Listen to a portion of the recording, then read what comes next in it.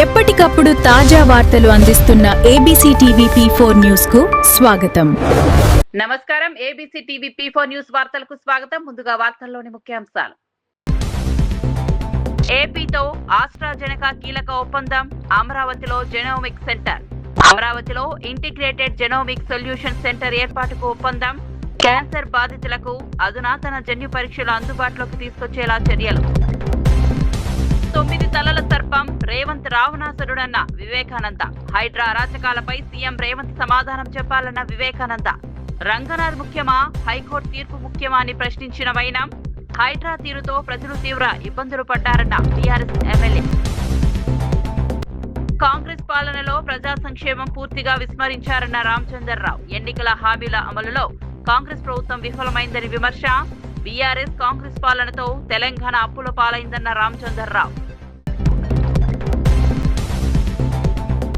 లోకేష్ చేతగానితనంతో విద్యా వ్యవస్థ నాశనమైందన్న మాజీ మంత్రి రోజా.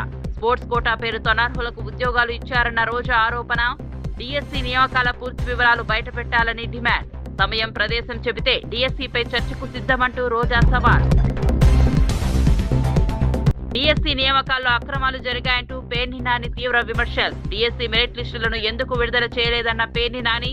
స్పోర్ట్స్ కోటా నియామకాలపై స్వతంత్ర విచారణకు పేర్ని నాని డిమాండ్. డిఎస్సీ అక్రమాలకు బాధ్యత వహిస్తూ మంత్రి రాజీనామా చేయాలని డిమాండ్. ఆంధ్రప్రదేశ్ వైద్య రంగంలో అత్యాధునిక సాంకేతిక పరిజ్ఞానాన్ని అందుబాటులోకి తీసుకొచ్చే దిశగా ప్రభుత్వం కీలక ఒప్పందాలు కుదుర్చుకుంది. ముఖ్యమంత్రి చంద్రబాబు నాయుడు సమక్షంలో అంతర్జాతీయ ఫార్మాస్యూటికల్ బయోటిక్ సంస్థలు ఆస్ట్రాజెనెకా, సౌండ్ లైఫ్ సైన్సెస్, క్యూరేఏ సంస్థలు ఏపీ ప్రభుత్వంతో అవగాహన ఒప్పందం చేసుకున్నాయి. అమరావతిలో ఇంటిగ్రేటెడ్ జెనోమిక్ సొల్యూషన్ సెంటర్ ఏర్పాటు చేసేందుకు ఆస్ట్రాజెనెకా ఇండియా ముందుకొచ్చింది. దేశంలోనే తొలిసారిగా ఇంటిగ్రేటెడ్ ప్రెసిషన్ ఆంకాలజీ విధానాన్ని అమరావతిలో ప్రారంభించేందుకు ఈ ఒప్పందం దోహదపడనుంది. ముఖ్యంగా ఊపిరితిత్తులు, రొమ్ము క్యాన్సర్ బాధితులకు అధునాతన జన్యు పరీక్షలు, బయోమార్కర్ టెస్టింగ్ అందుబాటులోకి తీసుకురానున్నారు. అత్యాధునిక వైద్య సదుపాయాలను సామాన్య ప్రజలకు అందుబాటులోకి తీసుకురావడమే ఈ ఒప్పందాల ప్రధాన లక్ష్యమని చంద్రబాబు తెలిపారు. ఫార్మా, బయోటెక్నాలజీ రంగాల్లో క్వాంటం ఆధారిత పరిశోధనలను కూడా ప్రోత్సహించాల్సిన అవసరం ఉందన్నారు. వైద్య పరిశోధనలు, క్యాన్సర్ నిర్ధారణ రంగంలో ఈ కేంద్రం కీలకంగా మారుతోందని ప్రభుత్వం భావిస్తోంది.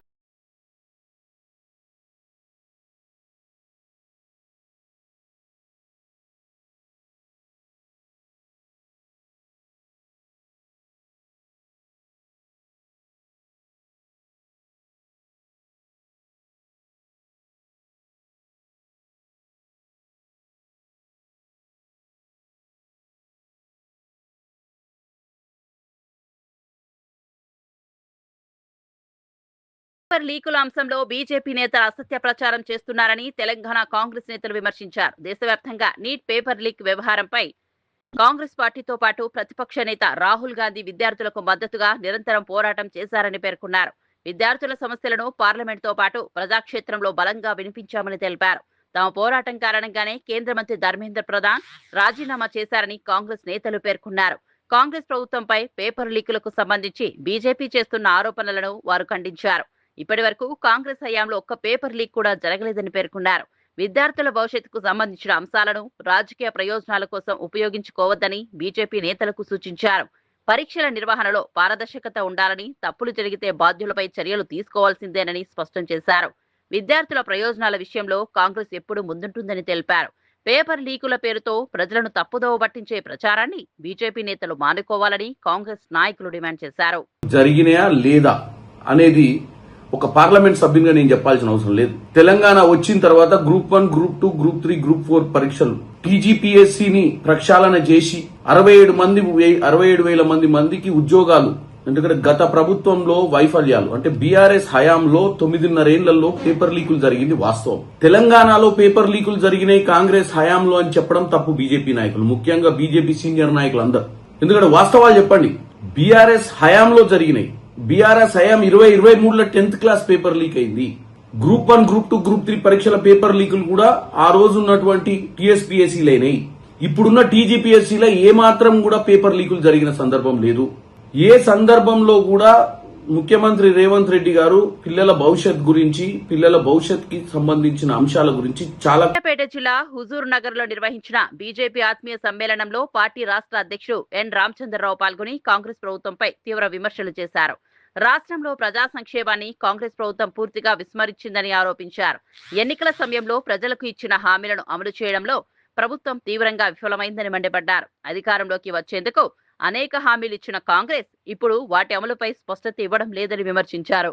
గతంలో బీఆర్ఎస్ పాలనతో పాటు ప్రస్తుతం కాంగ్రెస్ ప్రభుత్వం అనుసరిస్తున్న విధానాల కారణంగా తెలంగాణ అప్పుల పాలైందని ఆరోపించారు. రెండు పార్టీల పాలనతో రాష్ట్రానికి ఆశించిన స్థాయిలో అభివృద్ధి జరగలేదన్నారు. ప్రధానమంత్రి నరేంద్ర మోదీ నాయకత్వంలో కేంద్ర ప్రభుత్వం చేపడుతున్న అభివృద్ధి సంక్షేమ కార్యక్రమాలను ప్రజలకు వివరించాలని పార్టీ శ్రేణులకు సూచించారు.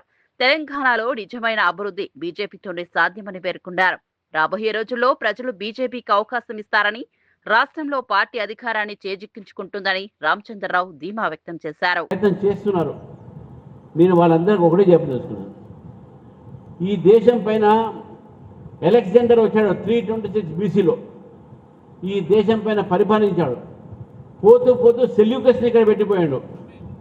326 ఈస్ట్ కేసు ముందు, క్రైస్తవ ముందు 326 BC. దాని తర్వాత మన దేశంలో విదేశీయులు రావడం మొదలుపెట్టారు. ముఘళ్ళు వచ్చారు, పర్షియన్లు వచ్చారు, హూన్స్ వచ్చారు, స్పానిష్లు వచ్చారు, పోర్చుగీస్లు వచ్చారు. చివరికి బ్రిటిష్ వాళ్ళు కూడా వచ్చి ఈ దేశాన్ని 100 సంవత్సరాల పైగా పరిపాలించారు. కానీ ఇన్ని సంవత్సరాలు పరిపాలించిన ఈ విదేశీ విదేశీ రాజులు ఈ దేశం ఒక సంస్కృతిని చెక్కు చెదరకు చేయలేకపోయారు. కాశ్మీర్ నుంచి కాశ్మీర్ దాకా, అస్సాం నుంచి అహ్మదాబాద్ దాకా భారతదేశము ఇదే హైందవ సంస్కృతితో మిగిలిపోయింది. దాన్ని మార్చలేకపోయారు. అది ఈ దేశం ఒక గొప్పతనం. ఇది ఈ దేశంలో ఉన్నటువంటి మన భూమిలో ఉన్న సంస్కృతి ఏది ఉందో, కాశ్మీర్లో మనం పాడేటటువంటి ఏదైతే విష్ణు సూత్రం అయితే ఉందో, ఇక్కడ కింద కూడా కన్యాకుమారి అదే చేస్తారు. దేశమంతా కూడా రాముడిని పూజిస్తారు, దేశమని కూడా దేవి పూజ చేస్తారు. ఏ దేశంలో ఇటువంటి సంస్కృతి లేదు. అది మన దేశం. మనది ఇంత గొప్ప సంస్కృతి కాబట్టి ఇంతమంది విదేశీయులు మన పైన పరిపాలించినా కూడా భారతదేశం సంస్కృతిని వాళ్ళు ఏమి చేయలేకపోయారు. హైందవ సమాజాన్ని, హైందవత్వాన్ని, సనాతన ధర్మాన్ని ఏమి చేయలేకపోయారని చెప్పి కూడా మనం ఆలోచించాల్సిన అవసరం ఉంది. ఈరోజు ప్రపంచంలో అనేక దేశాలు ఉన్నాయి. ఈరోజు సిరియా చూసినాం, అల్జీరియా చూసినాం. అన్ని దేశాలు కూడా గతంలో దేవర్ ఆల్ నాన్ ముస్లిం నేషన్స్. కానీ ఇవి అన్నీ కూడా ముస్లిం దేశాలు 20 సంవత్సరాలు ముస్లిం దేశాలు మారినాయి. కొన్ని దేశాలు క్రిస్టియన్ దేశాలుగా మారినాయి. వాళ్ళ మతాలు, వాళ్ళ సంస్కృతి వేరే ఉండే. వైసీపీ నేతలకు మహిళలంటే గౌరవం లేదని ఏపీ మహిళా కమిషన్ మాజీ చైర్పర్సన్ టీడీపీ నేత పీతల సుజాత తీవ్ర విమర్శలు చేశారు. మాజీ మంత్రి జోగి రమేష్ కుటుంబానికి సంబంధించిన ఘటనను ఇందుకు ప్రత్యక్ష నిదర్శనంగా పేర్కొన్నారు. మాజీ మంత్రి కోడలిపై వరకట్న వేధింపులు, దాడులు జరిగినట్లు ఆరోపణలు వస్తున్న నేపథ్యంలో వైసీపీ అధినేత జగన్మోహన్ రెడ్డి ఎందుకు స్పందించడం లేదని ప్రశ్నించారు. వైసీపీలోని మహిళా నేతలు కూడా ఈ వ్యవహారంపై మౌనంగా ఉండటానికి కారణం ఏంటని నిలదీశారు. మహిళల హక్కులు, భద్రత గురించి మాట్లాడే వైసీపీ నేతలు ముందుగా తమ పార్టీ నాయకులకు సంబంధించిన ఆరోపణలపై సమాధానం చెప్పాలని డిమాండ్ చేశారు. వైసీపీ ప్రభుత్వ హయాంలో మహిళలపై వేధింపులతో పాటు వ్యక్తిత్వ హననానికి పాల్పడే ఘటనలు జరిగాయని పీతల సుజాత ఆరోపించారు. రాజకీయాలకు అతీతంగా బాధిత మహిళకు న్యాయం జరగాల్సిన అవసరం ఉందన్నారు.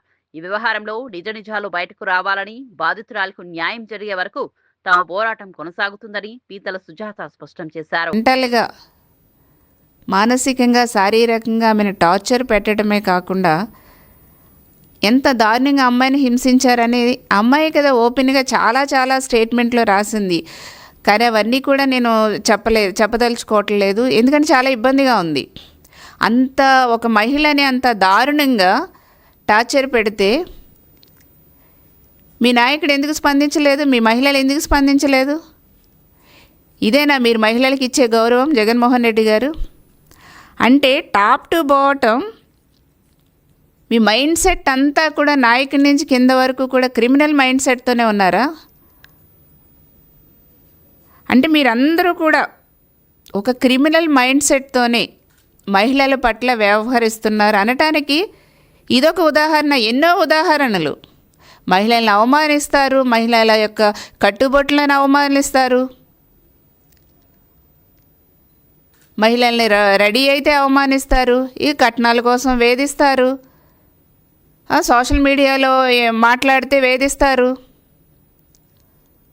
ఇష్టం వచ్చినట్టు మహిళల్ని ఎంతగా మీరు టార్గెట్ చేసి క్యారెక్టర్ అసాసినేషన్ చేసి ఎంతగా ఇబ్బంది పెడుతున్నారు వైసీపీ వాళ్ళు. జగన్మోహన్ రెడ్డి గారు ఏ రోజైనా మీరు స్పందించారా? స్పందించలేదు. ఈ రోజున వరకట్నం అనే ఒక దురాచారంపై దేశవ్యాప్తంగా కూడా చాలా ఉద్యమాలు జరుగుతున్నాయి. ఈ వరకట్నాన్ని అరికట్టాలనేసి దేశవ్యాప్తంగా ఉద్యమాలు జరుగుతున్నాయి.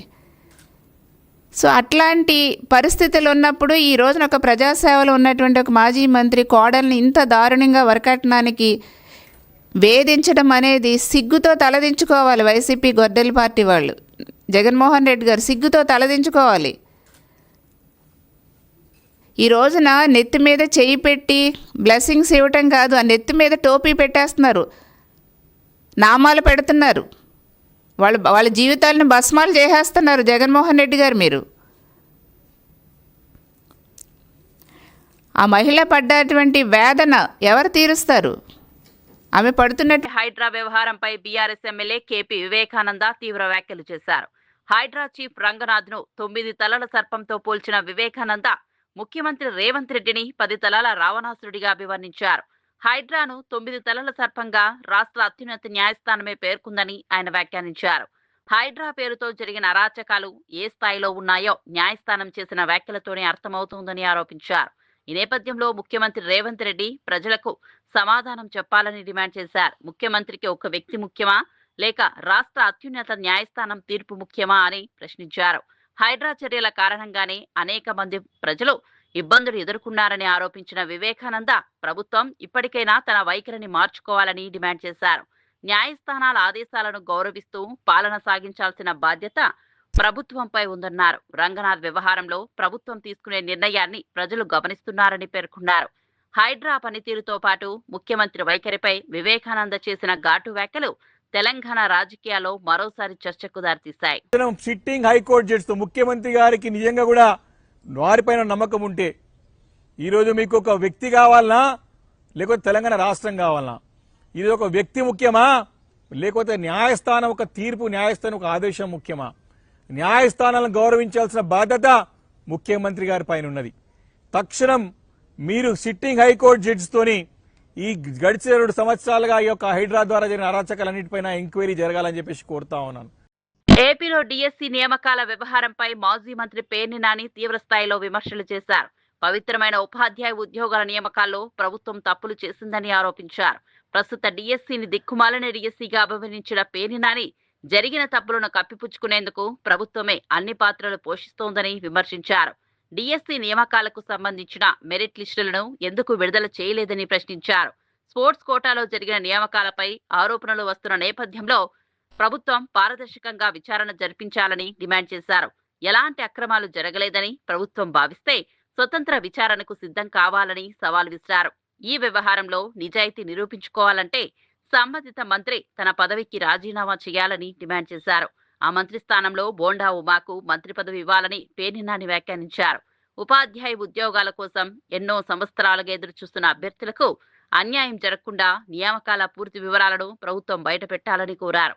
మెరిట్ లిస్టులు, స్పోర్ట్స్ కోటా ఎంపికలపై ప్రభుత్వం స్పష్టత ఇవ్వాలని పేర్ని నాని డిమాండ్ చేశారు. టెట్ కానీ డిఎస్సి కానీ 2 పరీక్షలు రాయకుండా మీరు ఉద్యోగాలు ఇచ్చారు, టీచర్ ఉద్యోగాలు. వీళ్ళు మళ్ళీ ఆటలు కాదంట, సైన్స్ చెప్తారంట, ఇంగ్లీష్ చెప్తారంట, సోషల్ స్టడీస్ చెప్తారంట, మ్యాథ్స్ చెప్తారంట, అన్ని భాషలు చెప్తారంట, అన్ని సబ్జెక్టులు చెప్తారంట. డిఎస్సి లేదు, టెట్ లేదు, స్పోర్ట్స్ సర్టిఫికెట్లు అవి దొంగ సర్టిఫికెట్లు అండి. రుజువు చేయటానికి ఛాలెంజ్ చేస్తున్నాం. ఇప్పటికి 100 సార్లు ఛాలెంజ్ చేసాం. పిల్లలు ఛాలెంజ్ చేశారు. కోర్టు గురించి మాట్లాడుతున్నాం. 150 కేసులు వేశారు, పొడి చేశామని. మరి కోర్టు స్పోర్ట్స్ కోటాను విచారణ చేయమంది కదా, రాజీనామా చేయి. సిగ్గుంటే రాజీనామా చేయాలి కదా. కోర్టు విచారణకు ఆదేశించింది కదా. నిన్న డప్పాలు కొట్టావు కదా, కోర్టు ఆపలేదు, ముందుకెళ్ళమంది అని. మరి కోర్టు విచారణ చేయమని ఇచ్చింది కదా. స్పోర్ట్స్ కోటాలో రిక్రూట్మెంట్ మొత్తాన్ని విచారణ చేయమని చెప్పింది కదా. నవ్వుతాడు కదా ఎవడన్నా.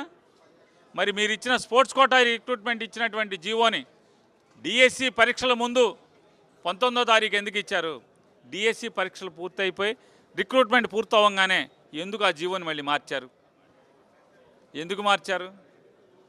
డొల్లతనం అది కాదా? తప్పుడుతనం అది కాదా? మీరు డబుల్ ఇంజిన్ అన్నారు కదా.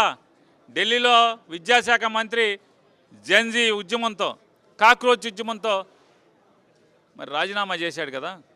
మరి నువ్వు కూడా రాజీనామా చేయాలి కదా. రాజీనామా నీకు చావు ఉంటే, నిజంగా నీలో నిజాయితీ ఉంటే, ఇంత అవినీతి ఆరోపణలు ఎదుర్కొంటున్నటువంటి విద్యాశాఖ మంత్రిగా మీరు తప్పుకోండి. తప్పుకుని ఎవడికోడికి ఇవ్వండి. ఆశపడుతున్నాడు కదా ఆయన. ఎవరు నాకు మంత్రి ఇవ్వలేదని చెప్పని కంగారు పడుతున్నాడు, లేదా ఆశపడుతున్నాడా? నాకు ఇస్తే బాగుండని కానీ మిమ్మల్ని అడుగుతున్నాడు కదా. బోండా ఉమా గారు ఉన్నాడు కదా, ఇవ్వు, పోయిందే ఉంది. విచారణ చేయించమని బోండా ఉమానే మంత్రి ఇచ్చి చేయించండి. కోర్టు అడిగింది కదా, అప్పుడు చేయించండి. ఆరోపణలు నీ శాఖలో తప్పుడు రిక్రూట్మెంట్లు జరిగినాయి అని చెప్పని కోర్టు ఎంక్వైరీకి ఆదేశిస్తే మీరు ఎలా ఉంటారు? మీరు ఏ ముఖం పెట్టుకుని ఉంటారు? మీరు పైగా ఇంకా జగన్మోహన్ రెడ్డి గారు రమ్మన్నారు. ఏపీలో విద్యా వ్యవస్థ పరిస్థితి, డిఎస్సి నియామకాలపై మాజీ మంత్రి ఆర్కే రోజా మంత్రి నారా లోకేష్ ను తీవ్రంగా విమర్శించారు. నారా లోకేష్ చేతగానితనం కారణంగా 2 ఏళ్లలో రాష్ట్ర విద్యా వ్యవస్థ సర్వనాశనమైందని ఆరోపించారు.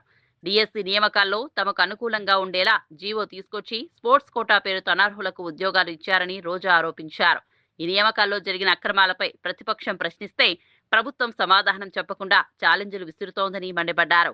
డిఎస్సి నియామకాలపై ప్రభుత్వం పూర్తి వివరాలు బయటపెట్టి అభ్యర్థుల్లో నెలకొన్న అనుమానాలను తొలగించాలని డిమాండ్ చేశారు. వైఎస్ఆర్సీపీ లేవనెత్తుతున్న ప్రశ్నలకు నేరుగా సమాధానం చెప్పాలని అన్నారు. చర్చకు వైఎస్ జగన్ అవసరం లేదని, నారా లోకేష్ సమయం, ప్రదేశం నిర్ణయిస్తే తమ పార్టీ నాయకులు చర్చకు సిద్ధంగా ఉన్నారని సవాల్ చేశారు. అర్హులైన అభ్యర్థులకు న్యాయం చేయాల్సిన ఉపాధ్యాయ నియామకాల్లో రాజకీయ ప్రయోజనాలకు అవకాశం ఉండకూడదని పేర్కొన్నారు. స్పోర్ట్స్ కోటా నియామకాలపై వస్తున్న ఆరోపణలకు ప్రభుత్వం ఆధారాలతో సమాధానం చెప్పాలని రోజా డిమాండ్ చేశారు. నారా లోకేష్ విద్యాశాఖ మంత్రి అయిన తర్వాత నిర్వహించిన ఒక డిఎస్సిని పేపర్ లీకేజీలతో, అలాగే రిక్రూట్మెంట్లు ఏ విధంగా నీచాతినీచంగా చేశారు, అర్హులైన వాళ్ళకి ఇవ్వకుండా అనర్హులకి తన అవినీతి కోసం ఏ విధంగా అంటగట్టాడో మనం కళ్ళారా చూసాం. మొన్న మీరు చూశారు, ఢిల్లీలో నీట్ ఎగ్జామ్ పేపర్ లీక్ అయినందుకు జంజీస్ ఉద్యమానికి కేంద్ర విద్యాశాఖ మంత్రి ధర్మాన్ ప్రధాన్ గారు రాజీనామా చేయటం. మరి ఇక్కడ రాష్ట్రంలో డిఎస్సి పేపర్ లీక్ అయింది. అలాగే స్పోర్ట్స్ కోటాలో ఇవ్వాల్సిన ఉద్యోగాలు స్పోర్ట్స్ పర్సన్స్ కి కాకుండా తమ ఇష్టానికి ఒక 420 జీవోని తీసుకొచ్చి ఏ విధంగా 427 ఉద్యోగాలకు పైగా ఆ అనర్హులకు ఇవ్వడం మనం చూసాం. మరి అలాంటి విద్యాశాఖ మంత్రి నారా లోకేష్ రాజీనామా చేయాలని ఈరోజు రాష్ట్రం అంతా కూడా విద్యార్థులు, నిరుద్యోగులు డిఎస్సిలో ఎవరైతే అన్యాయం అయ్యారో అందరూ రోడ్ల మీదకి వచ్చి డిమాండ్ చేస్తున్నారని కూడా ఈ సందర్భంగా తెలియజేసుకుంటున్నాం. ముఖ్యంగా మేము ఈరోజు ఇక్కడ ఈ డిఎస్సి పేపర్ లీకేజ్ మీద సిబిఐ విచారణ జరపాలని డిమాండ్ చేస్తున్నాం. అలాగే ఈ డిఎస్సి పేపర్ లీకేజ్ కి కారణమైన విద్యాశాఖ మంత్రి నైతిక బాధ్యత వహించి రాజీనామా చేయాలని డిమాండ్ చేస్తూ ఉద్యమాన్ని చేపట్టడం జరిగింది. ఎందుకంటే ఈరోజు మన రాష్ట్రంలో ఈ కూటమి ప్రభుత్వం వచ్చిన తర్వాత దాదాపుగా 191 మంది నిరుద్యోగులు ఆత్మహత్య చేసుకున్నారు. చాలా మంది ఉద్యోగాలు లేక పక్క రాష్ట్రాలకి వలసలు పోతున్నారు. మిమ్మల్ని నమ్మి మీరు అధికారంలోకి వస్తే నిరుద్యోగ భృతి 3,000 ఇస్తాం, లేదా ప్రతి ఇంటికి ఉద్యోగం ఇస్తామని 1,50,00,000కు పైగా నిరుద్యోగుల్ని ఈరోజు మోసం చేశారు. ఈరోజు ఆ నిరుద్యోగులంతా కూడా ఉద్యోగం రాక, నిరుద్యోగ భృతి రాక పక్క రాష్ట్రాలకు వెళ్లే వాళ్ళు పక్క రాష్ట్రాలకు వెళ్లి కూలీలుగా మారుతున్నారు. వెళ్లలేని వాళ్ళు ఆత్మహత్యలు చేసుకుంటున్న పరిస్థితి. ఈరోజు మెగా డిఎస్సిలో ఏ విధంగా పేపర్ లీకేజ్ జరిగింది, ఏ విధంగా డబుల్ బెడ్రూమ్ ఇళ్ల కేటాయింపులో కాంగ్రెస్ ప్రభుత్వం నిరుపేదలను మోసం చేసిందని బీఆర్ఎస్ ఎమ్మెల్యే మర్రి రాజశేఖర్ రెడ్డి ఆరోపించారు. నెల రోజుల క్రితం బీఆర్ఎస్ కు చెందిన 5 ఎమ్మెల్యేలు మేడ్చల్ జిల్లా కలెక్టర్ను కలిసి కైతలాపూర్ నాలా పక్కన నివసిస్తున్న అమృత్ నగర్ తండావాసులకు డబుల్ బెడ్రూమ్ ఇల్లు కేటాయించాలని దరఖాస్తులు అందజేసినట్లు తెలిపారు. ఎన్నో ఏళ్లుగా ఇబ్బందుల మధ్య జీవిస్తున్న నిరుపేద కుటుంబాలు తమకు ఇల్లు వస్తాయని ఆశగా ఎదురు చూశాయని చెప్పారు. అయితే అర్హులైన పేదలకు ఇల్లు కేటాయించకుండా కాంగ్రెస్ ప్రభుత్వం తమ అనుయాములకు డబుల్ బెడ్రూమ్ ఇళ్లను కట్టబెట్టిందని ఆరోపించారు. రాజకీయ ప్రాధాన్యతల ఆధారంగా ఇళ్లను పంపిణీ చేయడం సరికాదని విమర్శించారు. అర్హులైన అమృత్ నగర్ తండావాసులకు న్యాయం చేయాలని ప్రభుత్వాన్ని డిమాండ్ చేశారు. పేదలకు ఉద్దేశించిన సంక్షేమ పథకాల్లో రాజకీయ జోక్యం ఉండకూడదని పేర్కొన్నారు. డబుల్ బెడ్రూమ్ ఇళ్ల కేటాయింపులపై ప్రభుత్వం పూర్తి వివరాలను వెల్లడించి అర్హులైన నిరుపేదలకు వెంటనే ఇల్లు కేటాయించాలని రాజశేఖర రెడ్డి డిమాండ్ చేశారు. L2 కింద నిర్ధారించినటువంటి అప్లికేషన్ తీసుకుపోయి కలెక్టర్ సమక్షంలో ఇది మాకున్నటువంటి డబుల్ బెడ్రూమ్లు ఇచ్చేటి ఏమైనా ఉంటే లాటిసార్ ఇవ్వండి అని చెప్పి మేడ్చల్ జిల్లా కలెక్టర్ గారికి రిక్వెస్ట్ చేసి వచ్చాం. మాకున్నటువంటి అమృత తండాకు సంబంధించినటువంటి వాళ్ళు ఎస్టీలు 62 మంది ఉన్నారంటే 62 మందికి ఇవ్వాలని పట్టుబట్టి గతంలో కేసీఆర్ కట్టినటువంటి డబుల్ బెడ్రూమ్లని వాళ్ళకి ఇచ్చి వాళ్ళకు పొజిషన్ ఇప్పించేదాకా పోరాడాం. 145 కడితే నిరుపేదకు సంబంధించినటువంటి వాళ్ళు ఖైతాపూర్ లో 10% ఇవ్వాలి అని చెప్పి ఎస్సీ ఎస్టీ బీసీ వాళ్ళు ఉన్నారు. వాళ్ళు ఊరూరు వాళ్ళ సొంతం ల్యాండ్ జీవో ఉంది దానికి ఇవ్వాలి అని చెప్పి అదొక అప్లికేషన్ కలెక్టర్ గారికి ఇచ్చాం. దాని తర్వాత ఎప్పటి నుంచో కుక్కట్పల్లి కాన్స్టిట్యూన్సీలో కానీ శ్రీలింగంపల్లి కాన్స్టిట్యూన్సీ కానీ కొత్తలపూర్ కాన్స్టిట్యూన్సీలో ఉన్నటువంటి నిరుపేద విలేకరులు కూడా ఇల్లు లేక కిరాయిలు కట్టుకోలేకపోతున్నాం, మేము కూడా నిరుపేదలమే అని చెప్పి వాళ్ళు ఒక అప్లికేషన్ 55 మంది అప్లికేషన్ ఇచ్చారు. అది కూడా కలెక్టర్ దృష్టికి తీసుకెళ్లి వీళ్లకు నిరుపేదలకు ఇవ్వండి, ఇది మేము మా ఖైతాపూర్లో ఇవ్వండి, మా విలేకరులు కుక్కడపల్లిలో అని చెప్పి అది కూడా ఇచ్చాం. ఏది కూడా చెప్పున పట్టకుండా ఒక ఐఏఎస్ ఆఫీసర్ ఇస్తే ఒక సిస్టమ్ ఉంది తెలంగాణ రాష్ట్రంలో. మన విలేకరులు గుర్తుంచుకోవాలి. ఆడపిల్ల పేరు మీదనే డబుల్ బెడ్రూమ్ పట్టా ఇచ్చే సంస్కృతి జీవో ఉంది. కానీ వీళ్ళు ఏం చేశారంటే ఐఏఎస్ ఆఫీసర్లు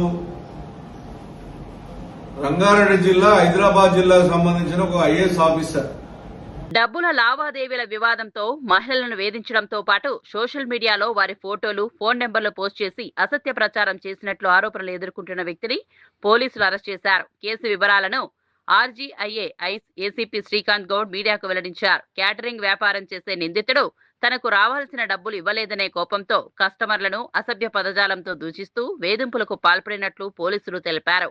మహిళల ఫోటోలు, ఫోన్ నెంబర్లను సోషల్ మీడియాలో పెట్టి కాల్ గర్ల్స్ అంటూ అసత్య ప్రచారం చేసినట్లు ఫిర్యాదులు అందాయని చెప్పారు. బాధిత మహిళల ఫిర్యాదుతో కేసు నమోదు చేసి దర్యాప్తు చేపట్టినట్లు వెల్లడించారు. నిందితుడిపై పలు పోలీస్ కమిషనరేట్ల పరిధిలో కేసులు ఉన్నట్లు ఏసీపీ తెలిపారు. అతని ఫోన్తో పాటు ఇతర ఎలక్ట్రానిక్ పరికరాలను స్వాధీనం చేసుకున్నామని చెప్పారు. సోషల్ మీడియాలో పెట్టిన అభ్యంతరకర పోస్టులను తొలగించేందుకు చర్యలు చేపట్టామన్నారు. మహిళలు ఇలాంటి వేధింపులకు భయపడకుండా వెంటనే పోలీసులను ఆశ్రయించాలని సూచించారు. సోషల్ మీడియాలో వచ్చే క్యాటరింగ్ ప్రకటనలను నమ్మే ముందు వివరాలను పరిశీలించాలని పోలీసులు ప్రజలకు సూచించారు.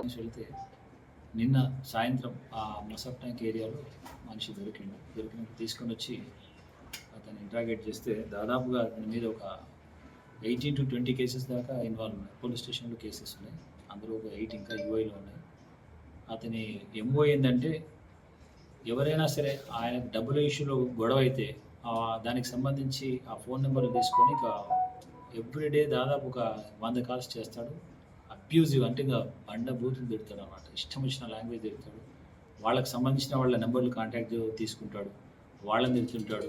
వాళ్ళ ఫ్రెండ్స్ అని కానీ వాళ్ళ చుట్టాలని లేకపోతే ఇంటి పక్క వాళ్ళు కానీ ఎవరితో కాంటాక్ట్ తీసుకుంటాడు, వాళ్ళని తిడతాడు. వాళ్ళ ద్వారా వాళ్ళకి తిట్టాలని చెప్తాడు అంట. ఆ నేచర్ అదేమో అది ఆ రకంగా చేస్తున్నాడు. సో ఈ లేడీ చాలా తన్ని కాల్ గర్ల్ అని పెట్టి అక్కడ అది పెడుతున్నారని చెప్పేసి కొంచెం దాని గ్రావిటీ పెరగడంతో మేము చాలా తీక్షణంగా ప్రయత్నం చేసి నిన్న సాయంత్రం అరెస్ట్ చేసినాము. ఈరోజు ఆయన కోర్టుకు ప్రొడ్యూస్ చేస్తున్నాం. అది సైకలాజికల్గా ఫైనాన్స్ ఇష్యూ, చిన్న ఇష్యూ అది. వాడు ఎవరిదైనా డబ్బుల విషయంలో గొడవపడి వాళ్ళు 5,000 10,000 ఏమైనా తేడా వచ్చి క్యాటరింగ్ చేస్తుంటాడు. సో వాళ్ళు సప్లై సరిగ్గా చేయలేదని చెప్పేసి వాళ్ళకు ఒక 5,000 10,000 ఏమైనా తేడా వేస్తే ఆ 5-10,000 గురించి ఇక వాళ్ళు మళ్ళీ డబ్బులు ఇచ్చేంతవరకు తిడతాడు అన్నట్టు. వాడు తిడతాడు, వేరే వాళ్ళతో తిట్టిస్తాడు, వాళ్ళందరితో వాళ్ళు భయపడి తిట్లకు భయపడి వాళ్ళు డబ్బులు ఇచ్చేస్తుంటారు. సో అదేవిధంగా ఈ కంప్లైంట్కి సంబంధించింది కూడా ఏమైందంటే ఆ కంప్లైంట్ వాళ్ళ రిలేటివ్ ఒకతను జైల్లో ఉన్నప్పుడు వీళ్ళకు ఒక డబ్బులు ఇచ్చాడు 20,000. అది వాళ్ళు అతనికి ఎవరికైతే బెయిల్ ఇచ్చారో వాళ్ళకి ఇచ్చాడు. వాళ్ళకి చెప్పారు, వాళ్ళకి ఇచ్చేస్తాం, వాళ్ళతో తీసుకున్నట్టు కొంచెం లేట్ అవుతుందని చెప్పేసి డబ్బులు ఇవ్వడం, వీళ్ళని తిట్టడం స్టార్ట్ చేశాడు. వీళ్ళని ఇక్కడ తిట్టడం, వీళ్ళ ఊరి వాళ్ళకి ఫోన్ చేసి అక్కడ కూడా వాళ్ళందరినీ తిట్టడం, ఆ ఊరిలో కూడా తిట్టడం. అంటే ఎవరిని పడితే వాళ్ళని బండబూతులు తిడుతుంటాడు, అంటే భయభ్రాంతులు గురి చేస్తుంటాడు అన్నట్టు వాళ్ళని. ఎక్కడ ఉంటాడు సార్ ఈయన? పేరు ఏం పేరు? ఈయనదేమన్నా ఇంతకుముందు గతంలో కేసులు ఉన్నాయి? అదే అంటే టోటల్ ఇప్పటికి ఒక 20 కేసుల దాకా ఏంటి, చాలా మంది కంప్లైంట్ కూడా అయిపోయినట్టు. అన్ని పోలీస్ స్టేషన్లు చుట్టుముట్టు ఇక్కడ ఉన్న మన కమిషనర్. విజయవాడలో నిర్వహించిన బీజేపీ మైనార్టీ మోర్చా రాష్ట్ర కార్యవర్గ సమావేశంలో ఏపీ బీజేపీ అధ్యక్షుడు పివిఎన్ మాధవ్ పాల్గొన్నారు. ఈ సందర్భంగా దేశ అభివృద్ధి, మత సామరస్యం, మైనార్టీల పట్ల బీజేపీ అనుసరిస్తున్న విధానాలపై ఆయన మాట్లాడారు. దేశంలోని అన్ని వర్గాల ప్రజలను అభివృద్ధిలో భాగస్వాములను చేయడమే బీజేపీ లక్ష్యమని వివరించారు.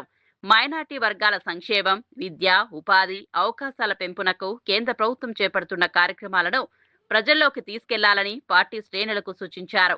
సమాజంలో మత సామరస్యాన్ని కాపాడుతూ అన్ని వర్గాలు కలిసి దేశ అభివృద్ధికి కృషి చేయాల్సిన అవసరం ఉందని పేర్కొన్నారు.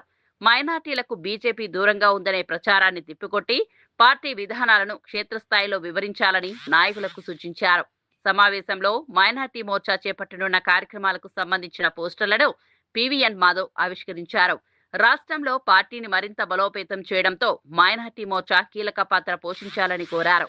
వివిధ ప్రాంతాల నుంచి వచ్చిన మోర్చా నాయకులు, కార్యకర్తలు ఈ రాష్ట్ర కార్యవర్గ సమావేశంలో పాల్గొన్నారు. భారతీయ జనతా పార్టీ మొదటి నుంచి చెప్తుంది, వివక్షత లేని, అసమానతలు లేని, అలాగే సంతుష్టీకరణ లేని సమాజ నిర్మాణం కోసం ఒక గొప్ప ప్రయత్నం చేయాలని చెప్పి ఆ విధంగానే పార్టీ ప్రారంభకులు మొదటి నుంచి కూడా ఈ అంశాన్ని చెప్పడం జరిగింది. ఆ విధంగా ముందుకెళ్ళడం జరిగింది. సీతారామరాజు జిల్లాలో గిరిజన ప్రాంతాలు గంజాయి సాగుకు దూరమై వ్యవసాయం వైపు అడుగులు వేస్తున్నాయని మంత్రులు అనిత, సంధ్యారాణి తెలిపారు. పాడేరు మండలంలోని మారుమూల గిరిజన గ్రామం సప్పిపుట్టును మంత్రులు సందర్శించారు. స్థానిక గిరిజనులతో మాట్లాడి వారి జీవన పరిస్థితులు, వ్యవసాయం, ఉపాధి అవకాశాల గురించి అడిగి తెలుసుకున్నారు. గతంలో అక్రమ గంజాయి సాగుతో గుర్తింపు పొందిన ప్రాంతాల్లో ఇప్పుడు ప్రత్యామ్నాయ పంటలను ప్రోత్సహిస్తున్నామని వివరించారు. Eagle team IG IK Ravikrishna పర్యవేక్షణలో గిరిజన రైతులకు ఉద్యానవన మొక్కలను పంపిణీ చేశారు. గంజాయి సాగును పూర్తిగా నిర్మూలించడంతో పాటు గిరిజన కుటుంబాలకు స్థిరమైన ఆదాయం అందించే పంటల సాగును ప్రోత్సహించడమే ప్రభుత్వ లక్ష్యమని తెలిపారు. ఉద్యాన పంటలు, వ్యవసాయ రంగంలో అవసరమైన సహాయాన్ని ప్రభుత్వం అందిస్తోందని హామీ ఇచ్చారు. గిరిజన యువత అక్రమ కార్యకలాపాలకు దూరంగా ఉండి ఉపాధి అవకాశాలను సద్వినియోగం చేసుకోవాలని సూచించారు. గిరిజన ప్రాంతాల అభివృద్ధికి అవసరమైన మౌలిక వసతులు, సంక్షేమ కార్యక్రమాలను కొనసాగిస్తామని మంత్రులు స్పష్టం చేశారు. చాలా బాగుంది అని చెప్పి వాళ్ళు కూడా మాట్లాడడం జరిగింది. నిజంగా ఒక మంచి కార్యక్రమానికి ఇక్కడికి రావడం మాకు చాలా ఆనందంగా ఉంది. జీరో కల్టివేషన్ చేసి ఈ రోజు మా అందరికీ సహకరిస్తున్న ఇక్కడ ఉన్న అందరికీ కూడా పేరు పేరున నేను ధన్యవాదాలు తెలియజేసుకుంటున్నా. మా ఈగల్ యంత్రాంగానికి, మా పోలీస్ యంత్రాంగానికి, రెవెన్యూ డిపార్ట్మెంట్ వాళ్ళకి, ముఖ్యంగా ఇక్కడ గ్రామస్తులకి, ప్రజాప్రతినిధులకి అందరికీ కూడా సహకరిస్తున్నందుకు ప్రత్యేకంగా ధన్యవాదాలు తెలియజేసుకుంటాం. ఇంతకు పూర్వం గంజాయి విపరీతంగా సాగు చేసిన వాళ్ళంతా ఈరోజు గంజాయి మేము మానేశాము. మేము కాఫీ, పెప్పర్, పసుపు ఇలాంటివన్నీ కూడా సాగు చేసుకుంటున్నాం అనే వాళ్ళు ఎంతో సంతోషంగా చెప్తున్నారు. ఈరోజు అవకాడో మొక్కల్ని మేము ఫ్రీగా ఇస్తే వాళ్ళు ఎంత సంతోషంగా, ఈ మొక్క బయట కొంటే 250 రూపాయలు అమ్మ మీరు మాకు ఫ్రీగా ఇస్తున్నారని వాళ్ళు ఎంతో సంతోషంగా చెప్తున్నారు.